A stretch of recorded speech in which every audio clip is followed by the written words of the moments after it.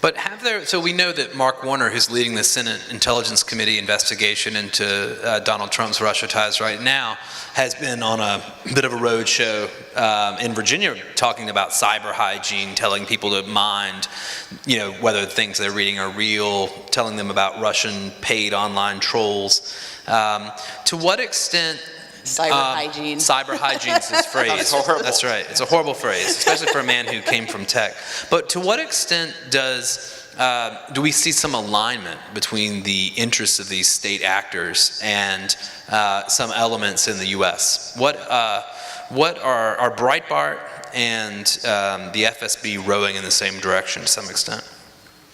Well, I mean, amazingly enough, the pattern is there. You will see, Russia has state propaganda. It has Russia Today, which is television. You can get it on cable in New York, amazingly enough. There's, it's on TV all over the world, and it has print publications that are the equivalent. And they are a much more sophisticated version of the old Soviet Pravda, with a direct lineage. And the amazing pattern, which you will see pointed out frequently, is a story that will appear in Russia Today will go directly onto Breitbart or onto other far-right, alt-right news sources. And then because those sources are ones Trump consumes, he'll pick this stuff up. So you've had this phenomenon since the election of Russian propaganda coming out of the president's mouth very quickly. I don't think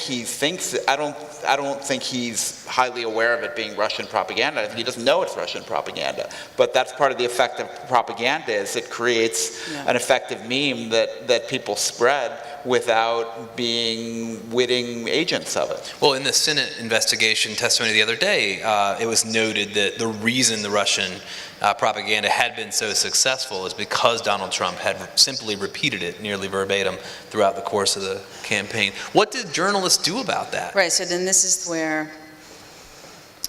the struggle when there would be the reaction to want to then embed the tweets. You're outraged. People want to read about it. They want to know what Trump is saying, and you don't necessarily have, Good doesn't necessarily have the political and journalistic resources to have someone tell us in investigate in Russia. So what do? We would embed tweets and then share the outrage with an angle that, in aggregating this story. And I think that's the challenge for us.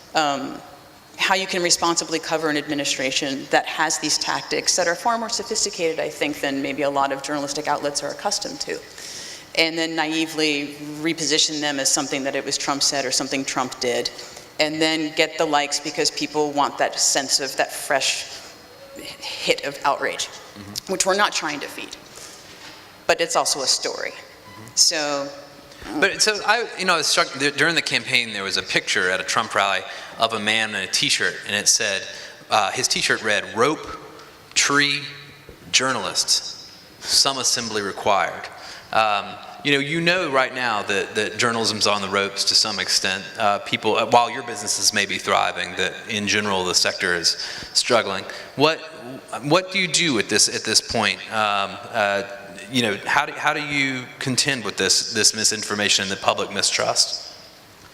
I think really the only thing journalists can do is to keep doing their job responsibly and fairly and telling the truth, which is their core responsibility. I think you were talking a little earlier about the decline of trust in journalism, and it's important context to remember that over this period of time, you see a tremendous steady erosion of trust in all institutions, whether it's finance and banks, the church, Congress, every institution of government, goes from, before the 60s, Americans sort of had 70+% confidence in everything. And now they kind of have, 40% or lower confidence in everything. So it's not like this has happened to journalism outside what's happened to our relationship to the rest of our society.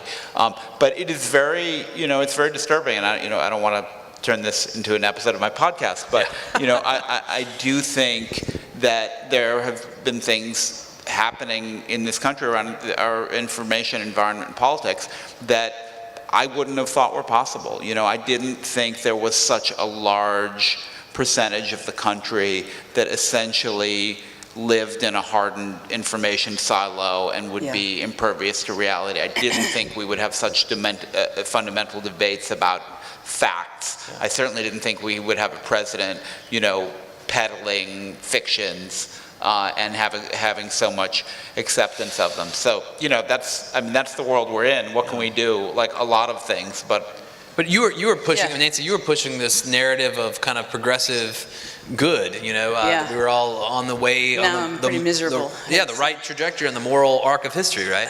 What does it mean for you now? You know, when the night of the election, we had a party, and we were so confident that Hillary Clinton was going to win. We had an entirely different issue planned, and a colleague described it as, you know, Clinton was the Titanic. She was the unsinkable campaign.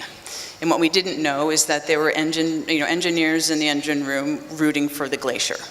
So we had to change quickly because good wasn't necessarily known for being this outrage machine. We were known for trying to promote not an ideal, but an optimism that people could make people active. And it's changed. I didn't actually want my job to be about covering Trump. I'm not a political reporter. I've learned quickly. But that's what the day-to-day job is now. And I shouldn't say I'm miserable, I'm saying that glibly, but it's a challenge that is something that we are constantly, that eats at us, because if I lived by people's t-shirts and what they said, this would be a very dark place and dark world. But I don't think that many of us have illusions of being these noble journalists for this cause. We just work really hard and we try and tell the truth. But it's a caustic environment for you. Yes. But it also is one, and it's within our own feeds and our own families, right? And that's the part that we are not having conversations about politics within our own feeds and our own families, because it's gotten so toxic that you can't, unless people agree with you. And I have family members who don't agree with my politics. I mean, I'm personalizing something that I think is a larger issue, and the thing that I can't see yet, which is my job to see, which I'm really concerned about, is the sort of Trump event horizon. You know, I have to be thinking about how we plan to cover the administration moving forward, and we're so caught up in this, you know, I'm up last night writing about North Korea. This is so right here that I'm struggling with thinking about there. And I listen to Trumpcast, and I listen to this podcast as a way of trying to getting a long view. But it's about impeachment 2 years from now. But a lot of it feels, you know, hypothetical, and it feels almost abstract as we sort of strategize what's next.